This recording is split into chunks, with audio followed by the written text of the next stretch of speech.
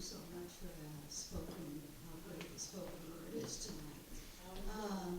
Back in 2007, I've always had an interest in dreams. In 2007, that interest in dreams came together with my love of journals and the spoken word of other people.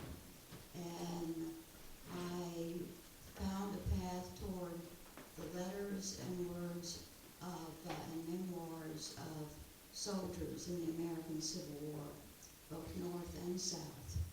And also the period of time which they lived, the 19th century, was a time of family and home and dreams. Dreaming of family, dreaming of home, families dreaming of their soldiers, the soldiers dreaming of their families.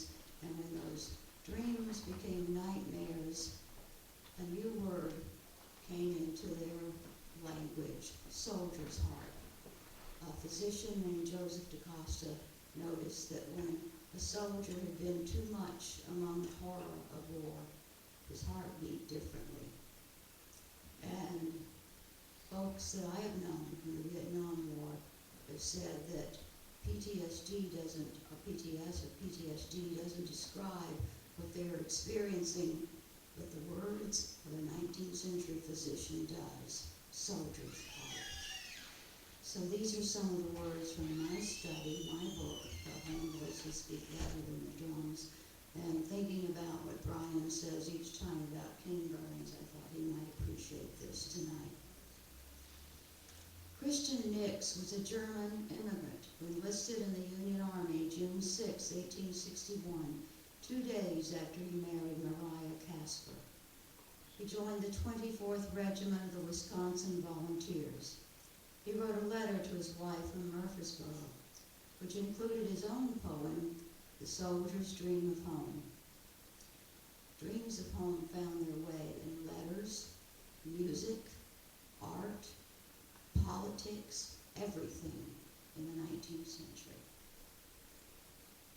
He was shot at the Battle of Stones River on December 31st, 1862, and died on January 3rd, 1863. When I lie down to sleep, tired from the day's burden and misery, a dream comes up to me, a picture from my home valley. There I dreamed I returned back to my love.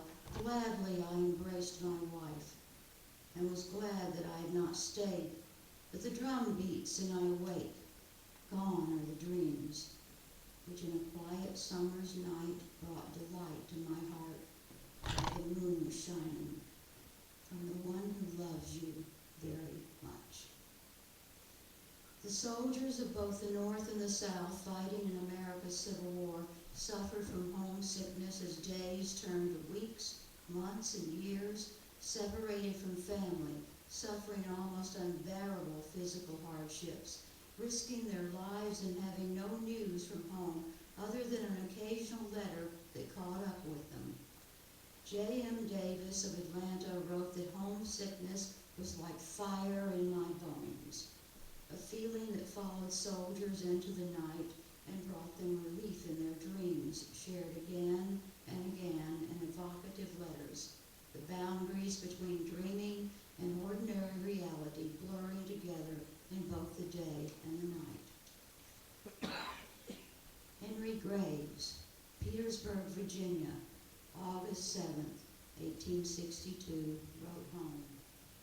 I don't know what poor mortals, and especially soldier mortals, would do if they were not blessed with the gift of imagination and the pictures of hope.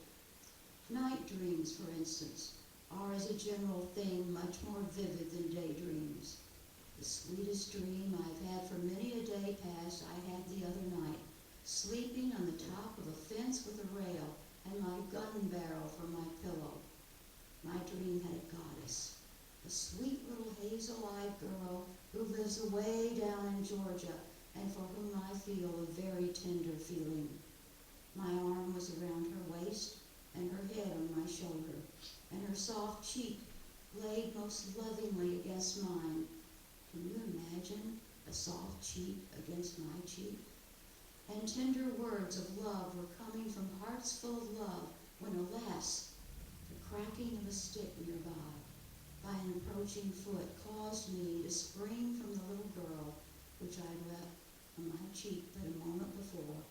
I wiped from my face the cold night dew, and with a groan I turned to my rail again. William Stillwell to his wife, Greenville, Tennessee, March 23, 1864. William Stillwell survived because of the kindness of a Union soldier's mother who found him on the battlefield, and her son had died. His life was filled with dreams and beautiful, evocative stories. I thought we were together and had walked into a garden of flowers. Oh, it was so beautiful.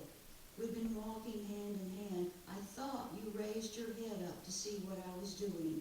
It pleased me to the heart. I sprang over the flowers to catch you around the waist, and just as I caught at you, someone called my name, and you vanished from my sight and was gone. I wrote a poem honoring both the North and the South, based on dreams of both Confederate soldiers and Union soldiers. Will I grow cold and find the silver tree with branches holding secrets shared by only me? Or once more explore the pleasures of innocence under the draping gold of the rain tree? Where are you? Why do you leave me when I awake? I feel the warmth of your soft breath on my face, and the animal softness of your body lingers close to me, more real to me than the harsh cold seeping from the icy ground through to my bones. The day is gray, thick with clouds, drizzles of sharp, icy rain piercing into this torn and weary landscape, thick with mud and decay, no different in style and content than the one before, made honorable only in shattered sentences scribbled on damp paper. In the sharp, thin dusk, I can find your realness with closed eyes in a place where nature yet gives birth. I reach through the veil that separates light from dark and reclaim my spirit in your embrace. But in the roar of cannon, the cracking of a stick in the night, where blue and gray blur in a somber rainbow, draped over twin coffins, side by side, I lose sight of you. If you could just hold more tightly, I would not recall the forgotten melody that travels back to earth and brings death to my heart. I awoke. Someone was calling me. Oh, to think that you would treat me so. If you had just stayed until I could have kissed you once more, I would not take anything from my dream. William Stillwell.